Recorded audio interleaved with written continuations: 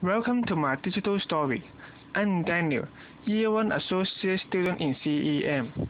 In this summer, I had a very meaningful time with my classmates. We went to Poly U having a summer industrial training from 16th of May to 24th of May. In the video, I would like to share what I have done, learned and my reflection in this training to all of you. Now, let's enjoy it. Day 1 is formwork training. The first part is how to use a saw to cut wood and use a hammer to connect them by nails. Therefore, making a box was the first assessment in the formwork session. I was cutting the timber board by using a saw. I was nailing the box by using a hammer. Here was a final work. In the afternoon, the tutor brought us to the working place to show us a real world formwork and how to construct a good formwork on a real site. The teacher told us all plywood should be tightened by rollings and soldiers, so as to prevent the leakage of the fresh concrete. After introduction, we will form several groups to make formwork. It was a very important part, because the formwork we made would be used to put concrete in concrete section. We need to follow the drawing and manual schedule of the formwork to have a design. I was using a steel square to mark the position of a kicker. I was nailing the plywood by using a hammer with my classmate. My groupmate was using a circular saw to cut plywood. We worked together to make the formwork. My groupmates were forming the plywood together. We completed the formwork and this was our group photo. Day 2 is steel training. The first part is to familiar with common tools related to steel cutting. We learn how to cut steel by means of suitable cutting tools. This is a bow saw and G-cam. This is a hydraulic saw machine. This is a drilling machine. This is a circular saw. Trainer was using circular saw to cut a steel. Part 2 is welding. In the training, my groupmates tried to have a welding practice. I wear the protection eyeglasses during the welding processes. In the afternoon, each group was arranged to make a steel angle support. After we read the drawing sheet, my groupmate used hydraulic saw machine to cut steel plate. We should measure how long do we have to cut before turning on the machine. I was using drilling machine to make a hole on a thin plate. I was cleaning machine after the machine used. Lubricant should be used when using drilling machine in order to make the machine operate smoothly. Using bolts and nuts to connect each support. Steel angle support complete. Day 3 is NDT. First, our group had a ribbon hammer test. In this test, we had to use a ribbon hammer to test a concrete strength. I was using a ribbon hammer to have a test. I pushed the button to lock the plunger into the retrace position. Then I record the ribbon number from a scale on the tools. The second task is cover mission inspection test. I was responsible for this task. I was finding reinforcements at the top with vertical direction. Inspection complete. We mark the reinforcement orientation size and thickness. Part 3 is half self-flotation test. Before doing the test, the tutor reminded us that we need to pre-water the concrete surface in order to obtain reliable content. My groupmate was trying to test corrosion in steel by half self-flotation test. Each grid should be checked so as to complete a result form. After all groups had done the above tests, the tutor had a demonstration of infrared thermographic test. From the test, it shows that the air conditioner is turned on. Also, in this photo from the test, it shows that the air conditioner is turned off. Day 4 and 5 is concrete training. Part 1, analyzing different ratios of concrete.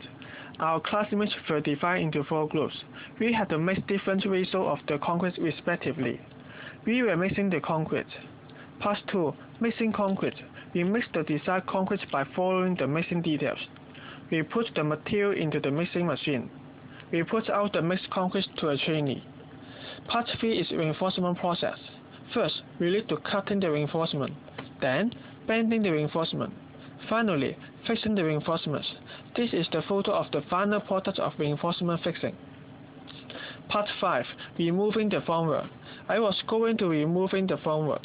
This is the photo of the final product of our group after removing the formwork. Part 7. Installing reinforcement. Before installing reinforcement, we had to decide and calculate how many reinforcement and what types of reinforcement we needed. Then, we could install it by following the drawing sheet. This is the photo of our site where installing the reinforcement. Our classmates were installing the reinforcement. We were fixing the reinforcement and installing concrete cover. Our final product within the target being completed. Day 6 is brickwork and plastering training.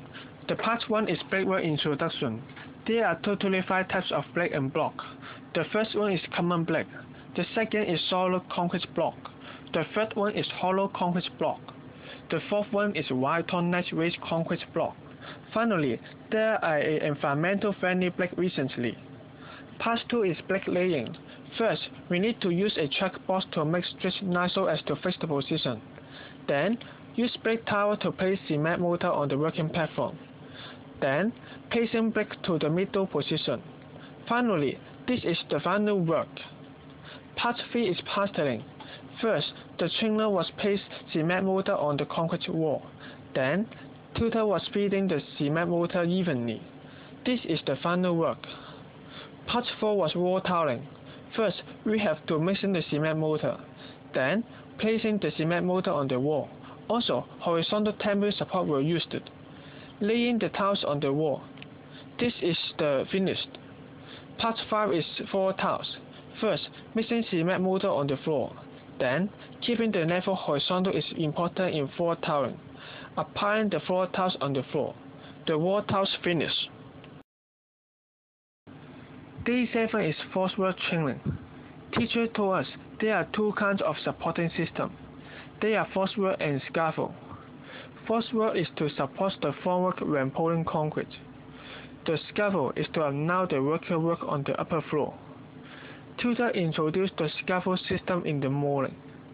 In this afternoon, we start construct a scaffold. First, we need to construct a standard. Standard is a vertical member. We were measuring the length of each ledges between. We were constructing blades. We used buckets to connect the ledges and the standards.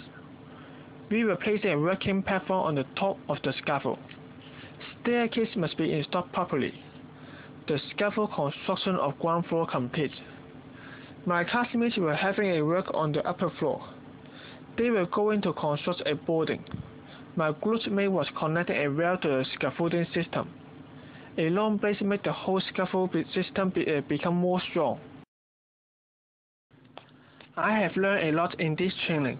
Quality and safety are definitely the main concerns of construction. In each training, I can experience how important these 2 factors are. Take steelwork as an example.